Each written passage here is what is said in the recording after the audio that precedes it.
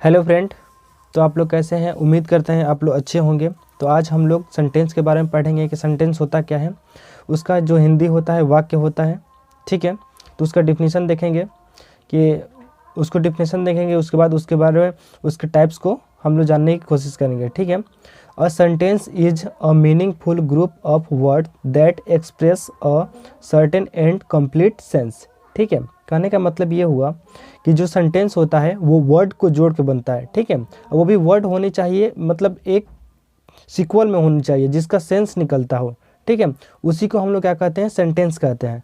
ठीक है, शब्दों का ऐसा समूह जिसका एक निश्चित और पूर्ण अर्थ होता है वाक्य कहलाता है। ठीक है, ये जो सेंटेंस जो होता है वो शब्दों का एक समूह होता है, यानी ग्रुप होता है जिसका एक निश्चित, ठीक है, और एक पूर्ण अर्थ होता है वाक्य कहलाता है। ठीक है, ये सेंटेंस कहलाता है, उसी को हम लोग क्या कहते हैं? सेंटेंस कहते हैं। ठीक है, जिसका अर्थ कोई निकलता हम अगर हम बोल रहे हैं और अगला जो व्यक्ति सुन रहा है तो उसका मतलब समझ पा रहा है। ठीक है, तो उसी को हम लोग क्या कहते हैं? सेंटेंस कहते हैं। ठीक है, अब देखते हैं कि सेंटेंस के कितने टाइप्स होते हैं। ठीक है, सेंटेंस के जो टाइप्स होते हैं वो 5 होते हैं। ठीक है, कितने होते हैं? 5 होते हैं। ठीक है, पहला जो होता है वो होता है असर्टिव सेंटेंस। ठीक है, दूसरा जो होता है इंटरोगेटिव सेंटेंस होता है, और तीसरा जो होता है इंपरेटिव सेंटेंस होता है, चौथा जो होता है एक्सक्लेमेटरी सेंटेंस होता है, और पांचवा जो होता है ऑप्टेटिव सेंटेंस होता है। यही जो होते हैं सेंटेंस के पार्ट्स होते हैं। ठीक है, तो इसको हम लोग लाइन बाय लाइन, ठीक है, एक एक करके हम लोग समझने की कोशिश करेंगे कि होते क्या है। ठीक है, पहला जो है असर्टिव सेंटेंस हो गया, जिससे हम लोग स्वीकारात्मक वाक्य कहते हैं हिंदी में। ठीक है, इसको स्वीकारात्मक वाक्य कहते हैं। वह वाक्य जो तथ्य, घटना, स्थिति आदि का सकारात्मक या नकारात्मक, ठीक है, रूप दर्शाता है, उसको हम लोग क्या कहते हैं? असर्टिव सेंटेंस कहते हैं। कहने का मतलब ये हुआ कि वो वाक्य जो तथ्य, घटना, स्थिति को सकारात्मक, यानी कि हो गया पॉजिटिव, हो गया नकारात्मक नहीं होता है, हो गया नेगेटिव, ठीक है, जो दर्शाता है उसी को हम लोग क्या कहते हैं? असर्टिव सेंटेंस कहते हैं। जैसे कि हो गया ही इज़ अ मैन, ठीक है, वो आदमी है।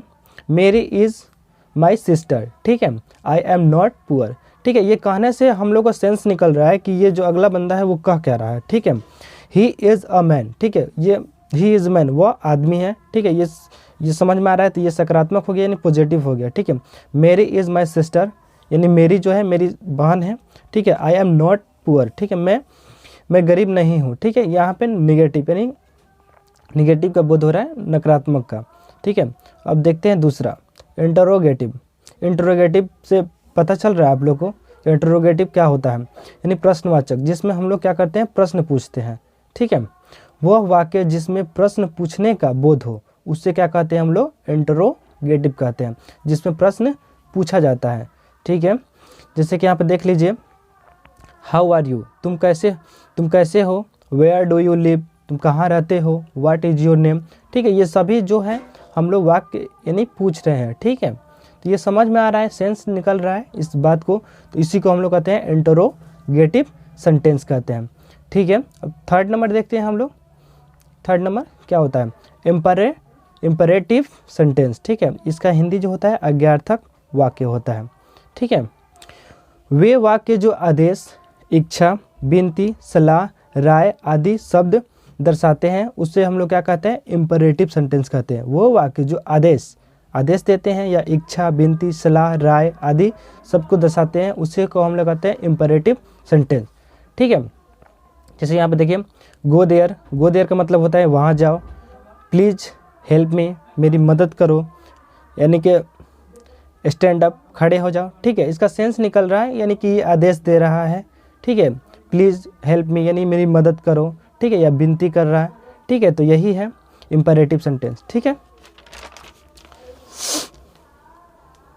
अब देखते हैं चौथा नंबर है आपका एक्सक्लेमेटरी सेंटेंस। ठीक है, विस्मयादि बोधक वाक्य। वह वाक्य जो अचानक मन के आवेग या भाव आदि को शब्दों को दर्शाने के लिए प्रयोग किया जाता है।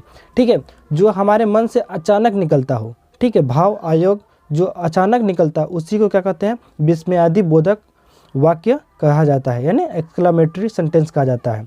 जैसे कि हम लोग देखिए यहाँ पे देख लीजिए, hurrah we have on the match, यानी कि हमने क्या किया, मैच जीत लिया है। ठीक है, इसका मतलब है ये हमने मैच जीत लिया है। ठीक है, ये अचानक अपने मन से निकलता है, हुर्रा।